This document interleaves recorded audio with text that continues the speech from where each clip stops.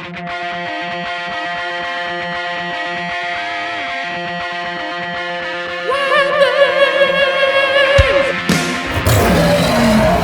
Wild Kingdom. I'm Brady Bogan, and this is the Wildlife Zoo Network. We're calling it that, and this is Kristy Morcom. I call her the Queen of the Jungle. Kristy is the media director here, media director of relations. Director of Media Relations here at Wildlife World Zoo, Aquarium, and Safari Park. And we wanted to bring the wildlife to you. The goal of these programs every week, we want to take a look at some animals, talk about the background, and actually get to interact with them. And this is our channel mascot here. We're calling our program Wild Things, and this is our Wild Things mascot, Waylon, the warthog, who, this is Waylon's mother right here, Kristy. Tell us about Waylon and how long you guys have been mother and son. Yeah, so this is my handsome son, Waylon. He's about 4 years old. I've raised him since he was about a week old. So we have an amazing relationship, and he's incredible. So warthogs are one of the most misunderstood animals in the animal kingdom. People don't give them the respect they deserve. And Waylon's here so you guys can see just how fabulous warthogs are. And we're gonna bust all those misconceptions. I can tell you the first time Waylon, that I saw him come out of a minivan, which you don't see too often, it's the head on a warthog is so much bigger than a standard pig. But the similarities they have, I've noticed, is they're all eating machines. Waylon is constantly eating and foraging around, and it's so much fun just to walk around the wildlife zoo with him. And one of the things that we're going to do with Waylon is we're going to have Waylon's Wacky Trivia. We're going to find some people to answer trivia questions, and they win Waylon's Wacky Prize, which is pretty cool. It's going to have a 4-pack of tickets to Wildlife World Zoo and a plush animal that's handpicked out by my daughter Kirby from the gift shop. We got a koozie.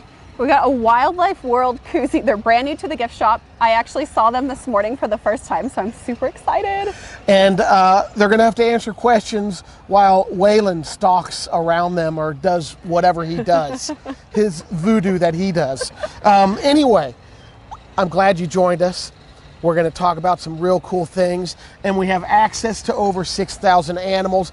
I love animals, and I'm with the Queen of the Jungle. Hopefully, I can be king of the jungle by the time we're done with this in the next 20 years.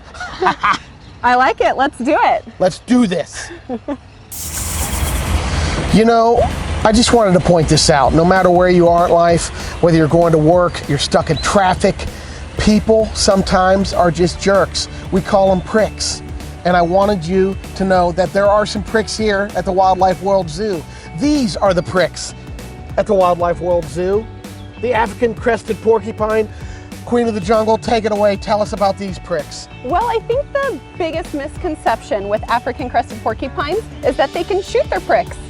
And that's actually not true. That is false. They do have to make contact with something before they'll release them. So it's a lot like in Arizona, we have the jumping cholla. Yes. Which are cactus that people think they jump out. It's the same thing. It kind of brushes off, but it sticks onto you.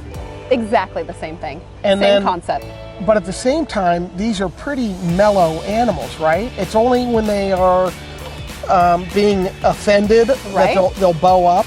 Whenever they're being pursued by a predator, they will. Yes. They'll bow up, they will stick out all their quills, and they're smart because oftentimes they'll take off running, wait for a predator to chase after them, stop suddenly with their quills out, so the predator runs right into the back of them, ending up with a face full of quills. You know, that reminds me of the old joke that's the difference between a porcupine and a Porsche. The pricks are on the inside of the Porsche.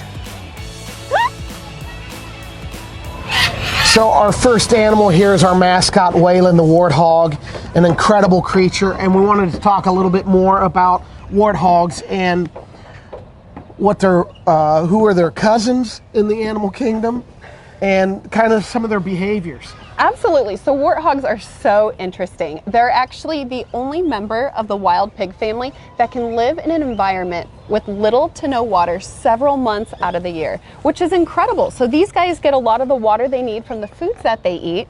And Waylon here's a big boy, but they can actually get a little bit bigger.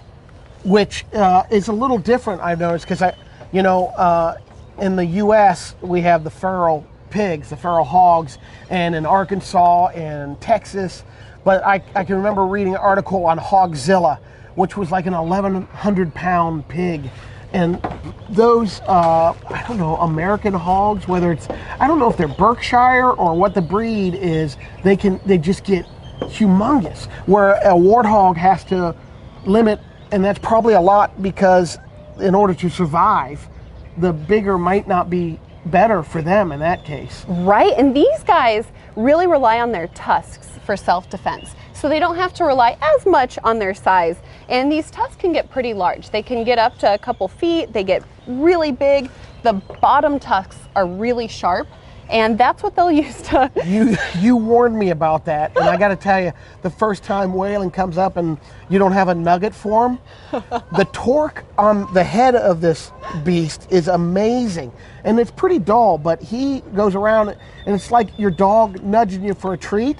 He gets right up in there. It's so strong. It's amazing. But what's so much fun, and what we'll be doing with him, is when we walk the zoo grounds, is people's face when they see it. They think at first, oh, here's an interesting looking dog. Next thing you know, the warthog. Now, the one question I was going to tell, if you pet the warthog long enough, do you get warts? So that is a great question, and I actually get it pretty often, and you do not. So they don't have warts like their name would suggest. Yeah. They actually have little fatty deposits on their face, and the males have really large fatty deposits, and that's what's going to protect them when they're fighting for the women out in the wild, when they're fighting against each other. Now, what about viruses?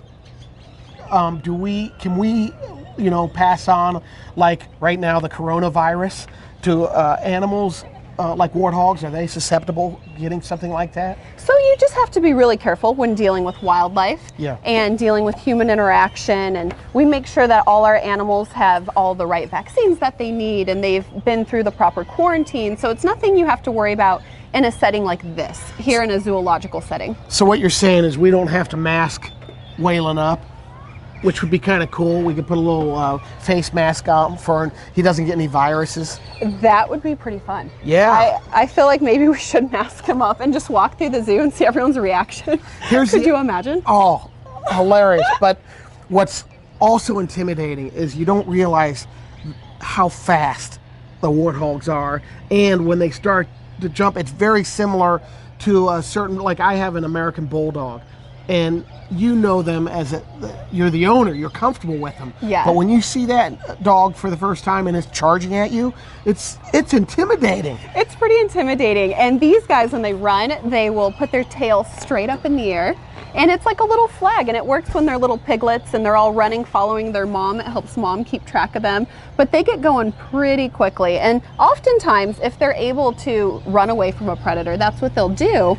However, if they are close to a burrow, they will back into the burrow instead of run into the burrow, so they're not exposing their more vulnerable side, and they can still fight off predators if needed. Well, I assure you, if you're one of the trivia contestants with Waylon's Wacky Trivia, you won't have to defend yourself. You won't have to defend yourself against Waylon. He'll just be there as we ask the questions. It's all going to be good. So that's a little bit about warthogs. And you're going to see a lot of Waylon each show. I'm looking forward to seeing how people react when we do the trivia contest.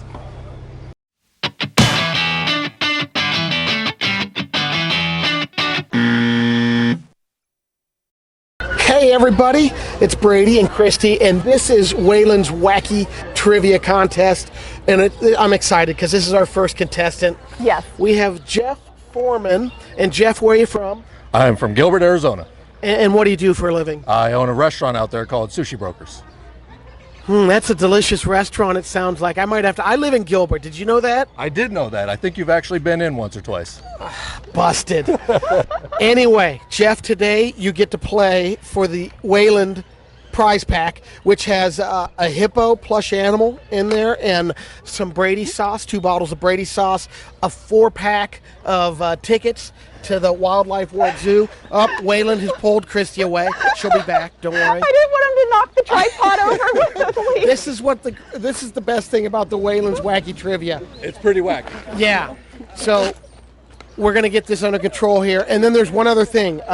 If you fail, not that big of a deal. You still will get the Wildlife World Zoo koozie. How about the hot sauces? That's what I'm in it for. Sorry, you have to get them. Okay, You I'll have get to get at least 3 out of 5. Now, 3 out of 5.